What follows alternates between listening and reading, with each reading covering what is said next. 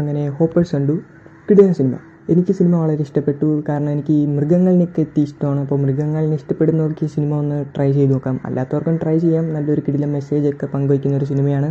പിന്നെ പിക്സാറിൻ്റെ സിനിമയാണ്. അതുകൊണ്ട് ഇതൊരു ആനിമേഷൻ മൂവി ആയതുകൊണ്ട് നിങ്ങളിത് മാറ്റി വെക്കണമെന്നില്ല. ഒരു ആനിമേഷൻ മൂവിയാണ്, എന്നാലും നൈസായിട്ട് തന്നെ സ്റ്റോറിയൊക്കെ കൊണ്ടുപോകുന്നുണ്ട്. കിടിലൻ സ്ക്രീൻ പ്ലേ ആണ്, കിടിലൻ ആനിമേഷൻ, നൈസ് മ്യൂസിക്കാണ്. പിന്നെ സ്റ്റോറി, സ്ക്രീൻ പ്ലേ അതൊക്കെ കൊള്ളാം, നൈസായിട്ട് അവർ ചെയ്ത് വെച്ചിട്ടുണ്ട്. നിങ്ങൾ പിന്നെ ഇതിൻ്റെ വൺ ലൈൻ നോക്കിയാൽ ഒരു പെൺകുട്ടിക്ക് ഇങ്ങനെ അപധാര സിനിമേനെയൊക്കെ പോലെ തൻ്റെ ബോഡി സ്വാപ്പ് ചെയ്യാൻ പറ്റുന്നതും അവളൊരു റോബോട്ടിക് ബീവറിനുള്ളിൽ പോകുന്നതും പിന്നെ എങ്ങനെയാണ് അവൾ ഈ ആനിമൽസിനെയൊക്കെ, കാട്ടിനകത്തുള്ള ആനിമൽസിനെയൊക്കെ എങ്ങനെ രക്ഷപ്പെടുത്തിയെന്നൊക്കെയാണ് സിനിമ ചർച്ച ചെയ്യുന്നത്. ഓവറോൾ ഒരു നൈസ് സിനിമ, എനിക്ക് നന്നായിട്ട് ഇഷ്ടപ്പെട്ടു. അറിയാമല്ലോ പിക്സാറിൻ്റെ സിനിമയിലെ ആനിമേഷൻസ്, പിന്നെ അവർ അത്യാവശ്യം മിനിമം ഗ്യാരൻറ്റിയൊക്കെ തരും.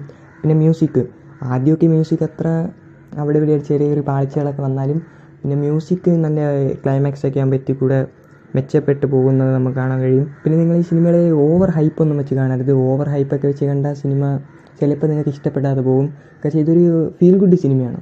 നിങ്ങളത് ആ ഒരു മൈൻഡിൽ പോയിരുന്ന് കാണുക. പിന്നെ നിങ്ങൾ ഓവർ ഹൈപ്പൊക്കെ വെച്ച് കാണുമ്പോൾ നിങ്ങൾക്ക് ചിലപ്പോൾ സിനിമ ഇഷ്ടപ്പെടാതെ പോകും. നിങ്ങൾ ഈ വീട്ടിൽ കുട്ടികളൊക്കെ ഉണ്ടെങ്കിൽ അവരെ വിളിച്ച് കാണിച്ചു കൊടുക്കുക. ഒരു നൈസ് സിനിമയാണ്. മറ്റേ ഈ നല്ലൊരു മെസ്സേജൊക്കെ പങ്കുവയ്ക്കുന്നുണ്ട് സിനിമ.